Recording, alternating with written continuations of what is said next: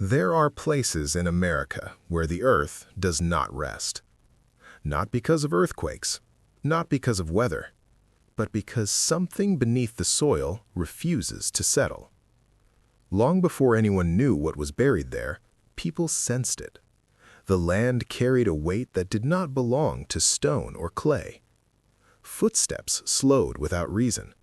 Conversations faded when they crossed certain boundaries. Animals avoided patches of ground that looked no different from the rest. No one called it haunted. That would have required acknowledgement. Instead, it was ignored. For decades, this place existed in plain sight. Walked over, worked around, quietly tolerated.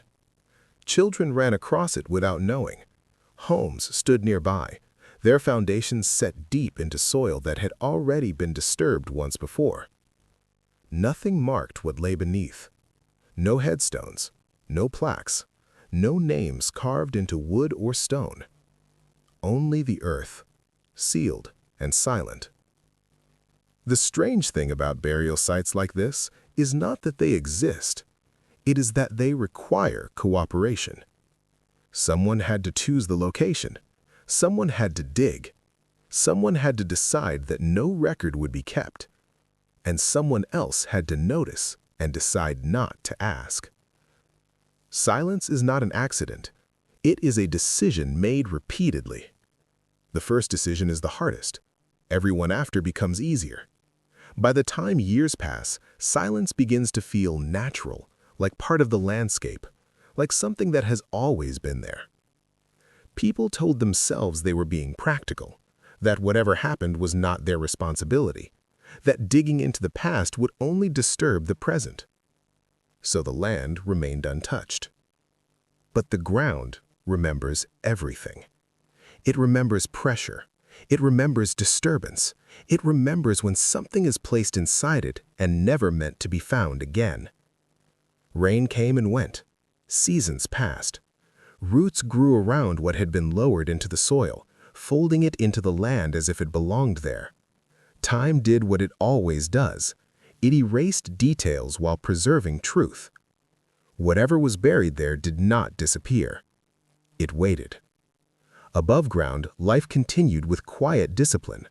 Crops were planted carefully around certain areas. Fences were adjusted. New structures were built at a distance, never too close, never directly above. No one explained why. People simply learned where not to dig. Stories were not passed down. Rules were. Unspoken boundaries that children sensed but were never taught. If they asked questions, the answers were brief and unsatisfying. That land's no good. Best leave it alone. Nothing there for you. And eventually, they stopped asking. What makes this place different from thousands of forgotten graves across the country is not age. It is intent. This was not a burial meant for remembrance. It was a burial meant for erasure. Whatever happened here was not an accident, not a single moment of violence or desperation. It unfolded over time, with patience and control. Each act depended on the one before it. Each silence made the next possible. No marker was placed because no marker was ever intended. There was never supposed to be a reckoning. And for a long time, there wasn't. The ground did its job. The people did theirs. Records went missing. Names were forgotten. Official paperwork, if it ever existed, stopped leading anywhere. A life that ends without documentation leaves behind no echo, only absence. And absence is easy to live with. It does not demand justice. It does not interrupt routine. It does not force anyone to admit what they allowed to happen. But absence has a weakness. It cannot stay hidden forever. Because land shifts, because water moves, because time erodes even the most careful silence. Something always surfaces. Sometimes it is bone. Sometimes it is fabric. Sometimes it is just enough evidence to make denial impossible. When that moment comes, the past does not arrive gently. It does not explain itself. It does not ask permission. it intrudes. And when it does, the question is never only about what was buried. It is about who stood close enough to hear and chose not to listen. This story begins before the discovery, before the investigation, before the names. It begins with a place that was never meant to speak, and the quiet understanding, shared by more people than anyone will ever admit, that if the ground was disturbed, the truth would not stay buried. Silence does not arrive all at once. It forms slowly, like sediment, layer after layer of things not said, not written, not pursued. By the time anyone notices it, the silence feels old, established, almost official. In this case, silence was not the absence of noise, it was the presence of restraint. A collective understanding that certain questions were not worth asking and certain answers were not worth knowing. There were gaps long before there were suspicions.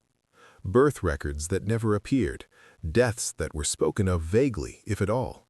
People who seemed to exist only briefly, leaving behind no paperwork, no trail.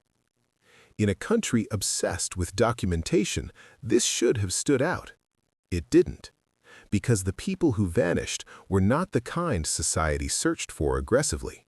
They were poor, isolated, dependent. Some had no family nearby. Some were labeled as temporary, workers, caretakers, distant relatives, individuals passing through. Their absence did not disrupt systems, it simplified them. When someone went missing, explanations arrived quickly and were accepted just as fast. They moved away. They found other work. They weren't stable. They didn't want to be found. Each explanation closed a door, and every closed door reinforced the silence. Authorities noticed inconsistencies, but inconsistencies are common in quiet places. Rural jurisdictions are understaffed. Records are handwritten, transferred, misplaced.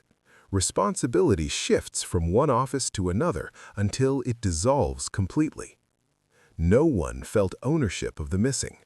No single report demanded escalation, and without pressure, nothing moved. Silence thrives where urgency is absent. The community adapted to it without ceremony. People learned which families to avoid asking about, which properties had stories attached to them that led nowhere, which names caused conversations to end abruptly. It was not fear in the dramatic sense, it was fatigue. Asking questions required effort. Answers required accountability. Accountability required disruption. And disruption threatened stability. So the silence was preserved, not through threat, but through convenience. Church records told partial stories.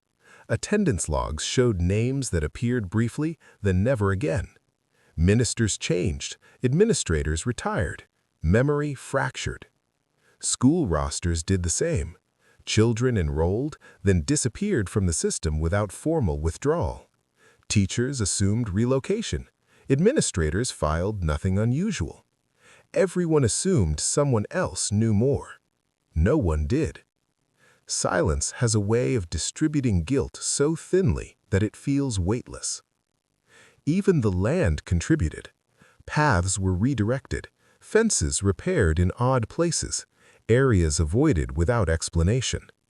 These choices were not discussed publicly. They were inherited behavior, observed, then repeated.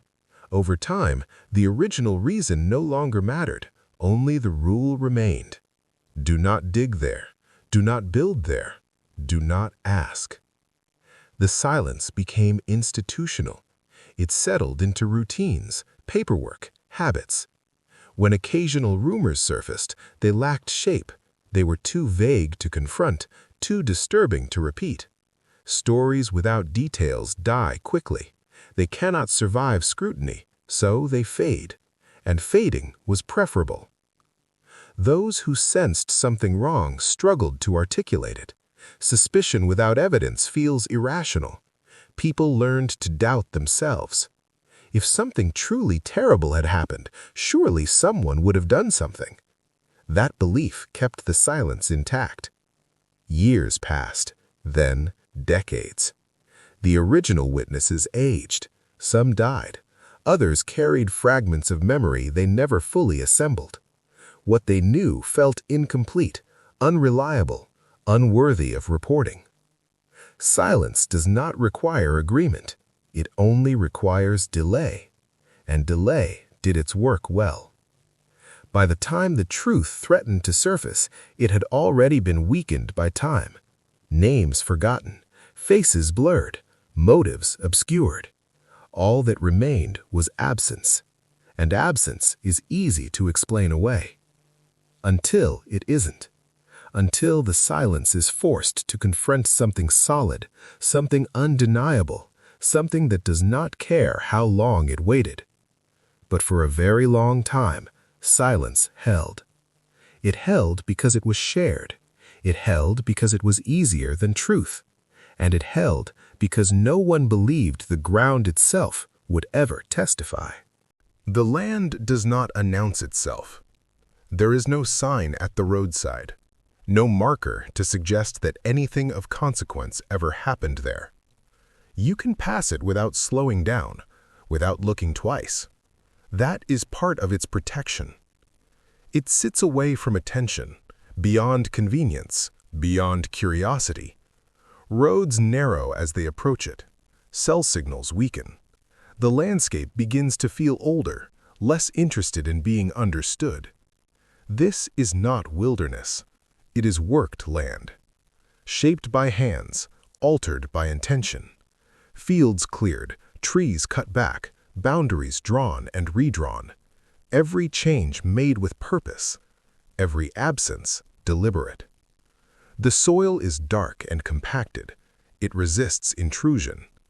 Digging here requires effort, not because the ground is rocky, but because it has been disturbed before. Earth that has been opened and closed does not behave like untouched ground. It remembers pressure. It settles differently. Farmers noticed this long ago. Equipment sank unexpectedly. Posts refused to stay aligned. Certain areas flooded after rain, holding water longer than the rest of the property. No one documented these irregularities. They were simply learned. The buildings nearest the site were positioned carefully, not centered, not aligned with the natural slope. They appear functional at first glance, but their placement avoids something invisible. Foundations were poured shallow. Basements, if they existed at all, were small. One structure in particular stood apart. A low building, windowless on two sides, constructed without records that could be easily traced. Over the years, it was described differently depending on who was asked. A storage shed, a workshop, an old utility building no longer in use. It was locked even when empty. The land around it showed signs of repeated disturbance, soil layered unnaturally, vegetation thinner, less consistent. Trees grew at odd angles, their roots forced to navigate obstacles beneath the surface. Animals sensed it first. Livestock avoided certain sections of pasture. Dogs refused to dig in places where instinct should have driven them. Horses grew uneasy without visible cause, skirting the same invisible boundary over and over again. People noticed, but they did not linger on it. The land was described as unreliable, bad ground, not worth the trouble. These were not explanations. They were warnings disguised as practicality. Time passed and ownership changed hands. Deeds were signed, property lines shifted slightly, as they often do, but certain sections of land remained untouched regardless of who claimed them. New owners received advice they did not question. You can use this part. Leave that part alone. No one explained why. They didn't need to. The atmosphere did the explaining. Sound behaves differently here. Wind moves unevenly through the trees. Footsteps seem louder, more isolated. Even during daylight, the land feels withdrawn, as if it is withholding something. At night, the darkness settles faster. Not deeper, faster. Locals learned not to linger after sunset, not because of danger in the usual sense, but because the place encouraged reflection, and reflection led to questions. Questions were never welcome here. Rain altered the surface subtly. Shallow depressions formed where none should exist. After heavy storms, the soil revealed shapes that disappeared once it dried. Nothing distinct enough to confirm, nothing vague enough to ignore, just enough to unsettle. The land was not passive, it was complicit. It accepted what was placed within it, but it never fully concealed it. It shifted, adjusted, and waited. A witness with no voice, but perfect memory. Everything about the place suggested intention, not a single hurried act, not a single careless decision. This land was chosen because it was quiet, because it was overlooked, because it could be controlled, and because once something is buried deeply enough, people convince themselves it is no longer there. But the place never forgot. It absorbed what happened and held it beneath layers of ordinary life, planting seasons, repairs, routine. To the untrained eye, it remained just land, but to anyone willing to stand still long enough, it offered a warning without words. This ground is not empty, and whatever was placed here was never meant to leave. They were not reclusive in the way rumors like to exaggerate. They did not hide behind locked gates or refuse all contact. They were present just enough to appear ordinary, seen at stores, at services, at local gatherings, but never long enough to be known. Their names appeared on documents inconsistently, sometimes spelled one way, sometimes another. Addresses shifted without explanation. Timelines overlapped where they shouldn't have. No one corrected the inconsistencies. The family spoke carefully, not evasively, carefully. Every sentence felt measured, as if shaped to avoid inviting follow-up questions. Conversations ended naturally, without tension, without curiosity. People walked away feeling they had learned something, when in truth they had learned nothing at all. Control was not enforced loudly. It was woven into routine. Children were kept close, not through obvious restriction, but through dependence. They worked the land early. They learned where they were allowed to go and where they were not. Certain areas were treated as non-existent, avoided without explanation. Visitors were rare. When they came, they stayed briefly. Names were exchanged but not remembered. Faces appeared once, then never again. The family explained absences casually, work elsewhere, family matters, opportunities that required leaving quickly. No one asked for proof. Fear did not dominate the household. Uncertainty did. Rules were implied rather than stated. Consequences were never described, but they were understood. The family did not need to threaten. Silence did the work for them. Patterns emerged slowly, noticed only in hindsight.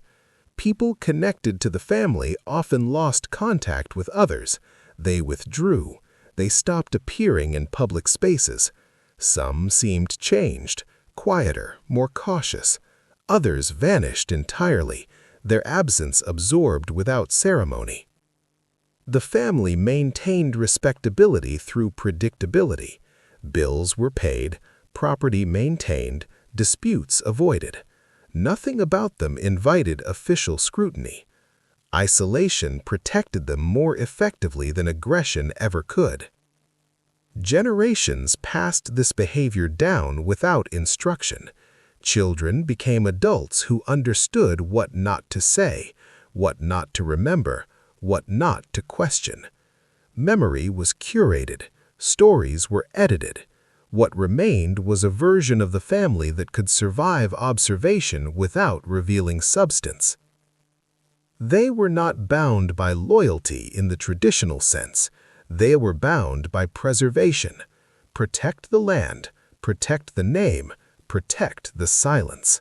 Whatever happened beneath the ground was never discussed openly, but it shaped every interaction, every rule, every hesitation. The family did not need to acknowledge the past. They lived inside its consequences. And long before anyone else realized it, the family had already learned the most important lesson the land could teach. If you control the narrative long enough, the truth stops asking to be heard. The secret did not announce itself. It accumulated quietly, in small, almost imperceptible ways. At first, it was the absence of people. Children who never appeared at school after a certain age, workers who were never listed on payrolls, visitors who seemed to vanish without reason. Names erased from conversations, from ledgers, from public notice. Then came the land.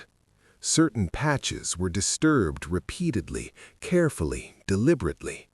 Soil that looked natural was anything but. Rain pooled differently. Vegetation grew unevenly. Even the wind seemed to move differently across it. Those who noticed said nothing, or told themselves they were imagining it. The mind seeks comfort in ignorance. It prefers rational explanations, no matter how flimsy. Old roots, poor drainage, bad planning. The truth was never obvious. It was hidden in patterns, subtle, recurring, intentional. Burials were unceremonious. Bodies were never marked, never commemorated, never acknowledged. The act itself was methodical, calculated, each placement deliberate, each layer precise. There was a rhythm to it, practiced over decades. It was never rushed, never sloppy. Efficiency replaced ritual. Those responsible did not see themselves as criminals. To them, it was necessity. Reputation had to be preserved. Questions had to be avoided. Disruption threatened the family, threatened the property, threatened the carefully maintained equilibrium. And so the secret was layered in silence. Every death became an absence. Every absence became normalized. Every question was met with plausible deflection. Even neighbors who suspected something never acted. They noticed patterns, yes, but they never connected the dots fully. Nor did they want to. To confront it would have required attention, courage, and accountability. None were offered. Silence became a shared responsibility, even among the unknowing.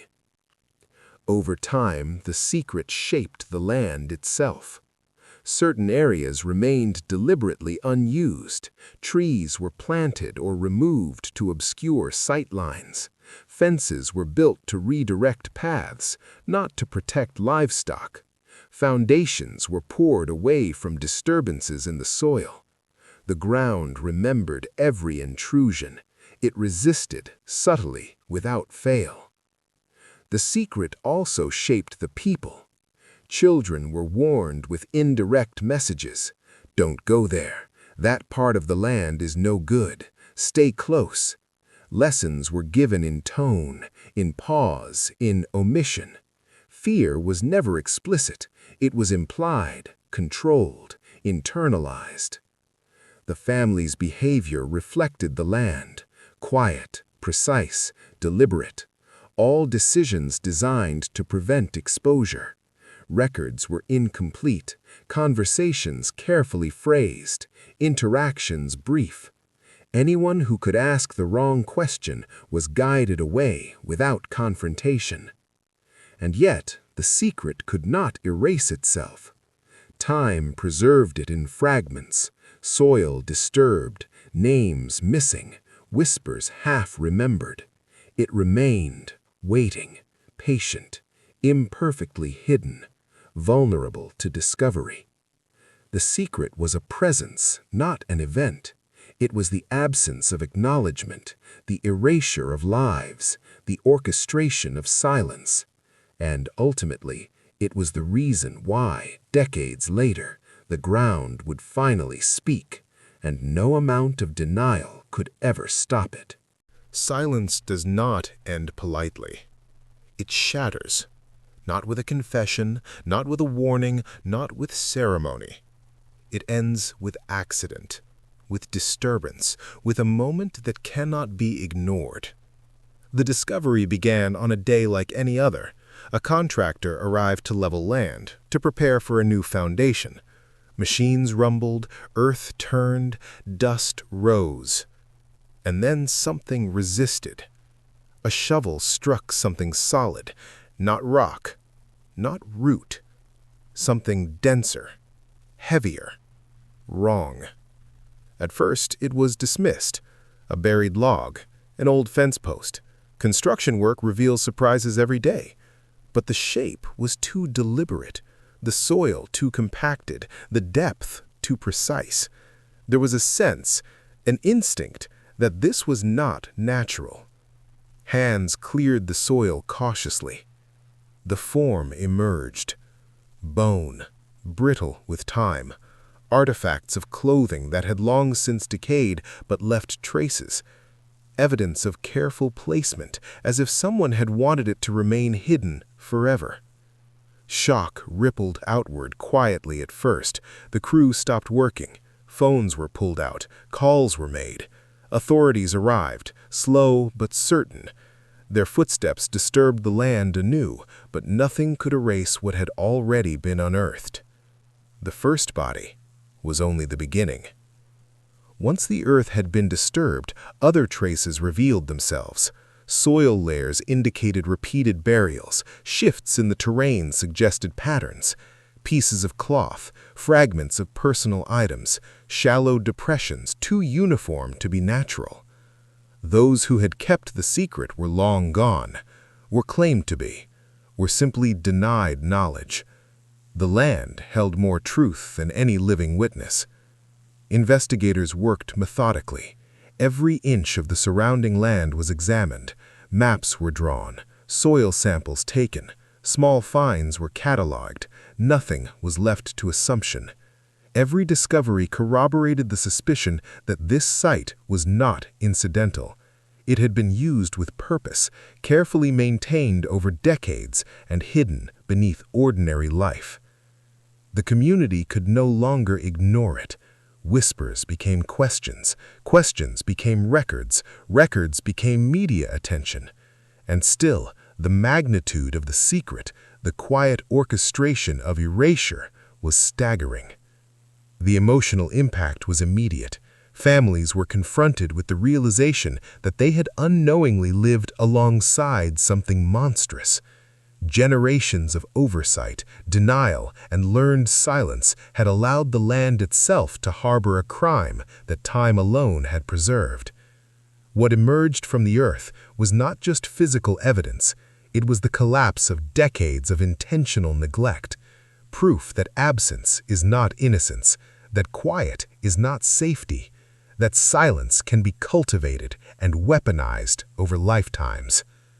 And yet, even in discovery, much remained unseen. Not all of the burials were recovered. Not all of the names could be known. Not all of the circumstances could ever be reconstructed. The land still kept secrets. It had survived years of routine and neglect. It had survived the absence of accountability.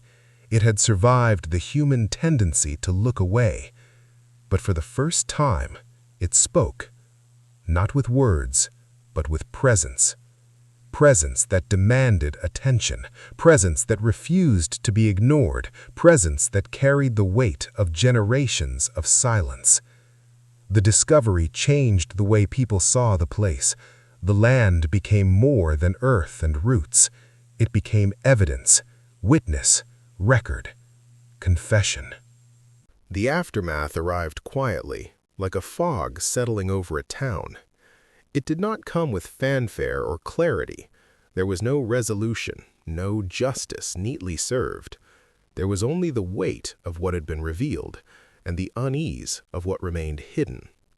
Neighbors whispered. Some denied the findings outright. They spoke as if refusing to acknowledge the truth could return the land to its prior state of ordinary normalcy. Others minimized the discovery, labeling it an accident of nature, a quirk of soil, a misinterpretation. Few dared to speak openly. Authorities issued statements that were measured, conscious.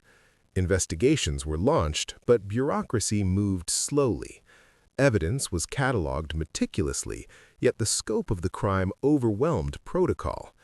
There were too many absences, too many missing names, too many holes in records. The family that had once controlled the land had vanished, or claimed to have moved elsewhere, or perhaps they had been gone for years. No one could say with certainty. Their influence lingered like a shadow, their absence a question mark. For the town, life did not pause. It could not. Daily routines continued. Schools opened, stores operated, mail arrived.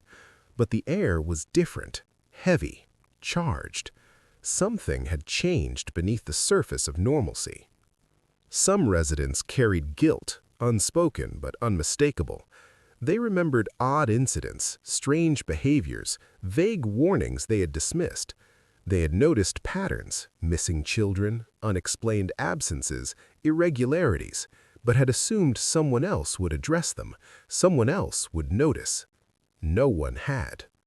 The media coverage brought outsiders. Journalists took photographs.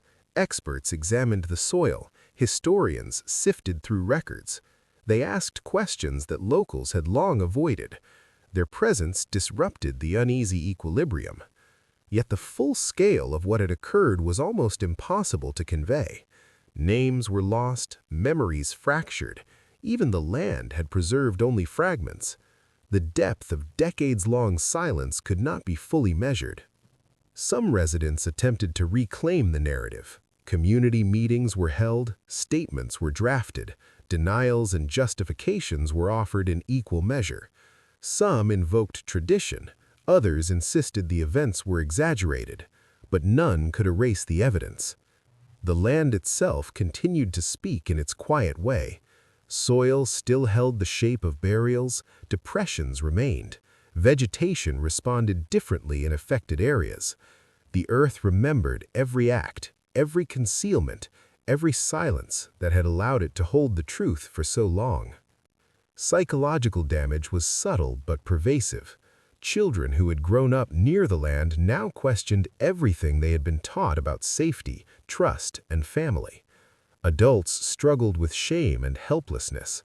How had they not known? How had they ignored what was so plainly there, beneath their feet? Some tried to move on. Others could not. The discovery became a lens through which the community viewed itself, exposing the cracks in its history and in its collective conscience.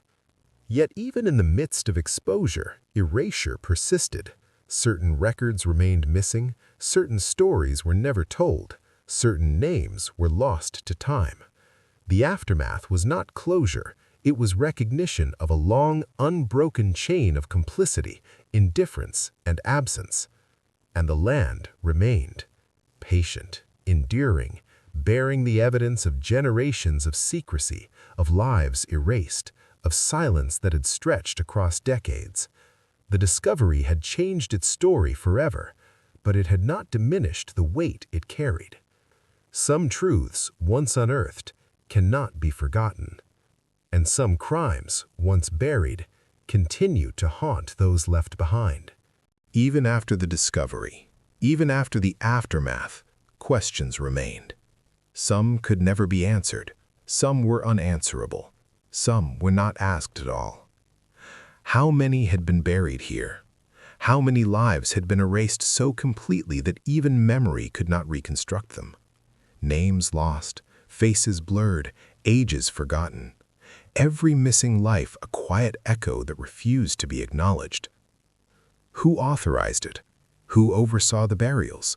Did they act alone, or were others involved? Neighbors, relatives, employees, officials. Evidence suggested coordination, careful planning, repeated effort, but intent is a difficult thing to prove when decades of silence have been cultivated. Why did no one intervene?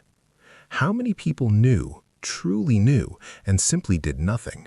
How many saw signs and chose the convenience of ignorance over confrontation? The moral calculus of bystanders cannot be measured, yet it shaped the course of these hidden crimes. Were there more sites like this? Land is vast, records are incomplete, families move, communities change. It is impossible to know if this was an isolated incident or one of many places where silence allowed erasure to continue unnoticed. What about those responsible? Justice, in its formal sense, was never fully realized. No one stood trial for what had been done. Some had died, some had vanished, some were never traced. Accountability exists only in the documentation, and the documentation had been altered or never created. Why did the silence persist for so long?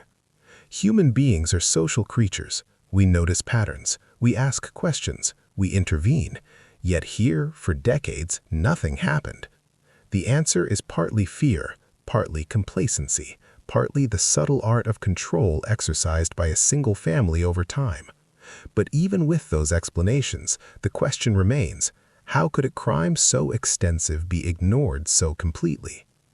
And what about the survivors? Children, neighbors, workers who had lived alongside the family or passed through the property. They carry fragments of knowledge, of intuition, of memory. Some recall odd incidents, some recall conversations that make no sense until the discovery. But many will never speak. They cannot. Memory is selective. Trauma shapes recollection. The land's silence echoes within them, and they carry it forward in ways the world may never fully understand. Even the land keeps secrets. Excavation revealed some truths, but the soil remembers far more than human investigation can uncover. Disturbance exposes part of the past, but time preserves other fragments, hidden beneath layers of earth, waiting, perhaps, to speak again. And so questions remain unanswered. Some will always be unanswered. Some may never be asked.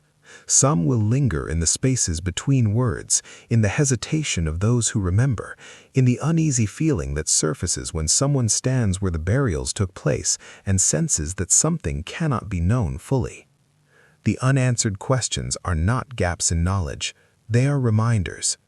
Reminders that silence can be cultivated, that absence can be weaponized, that evil, deliberate or negligent, can endure for decades when people choose inattention over inquiry. And, perhaps most unsettling of all, reminders that even now, beneath ordinary ground, there may be more truths lying in wait, waiting for someone or something to uncover them. The earth does not forgive. It does not forget. It only remembers. We like to think that once something is discovered, once it is named, once it is exposed, closure follows. That truth brings resolution, that justice can arrive in orderly measure. But this story refuses such certainty. The ground where the burials occurred remains, uneven, quiet, watching. It has absorbed decades of secrecy, of absence, of lives erased. It carries the weight of every decision made to protect the family, to protect reputation, to protect the convenience of silence.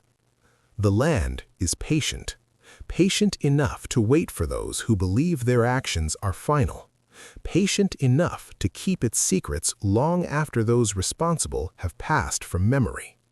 And the people, those who knew, those who suspected, those who ignored, carry the burden differently.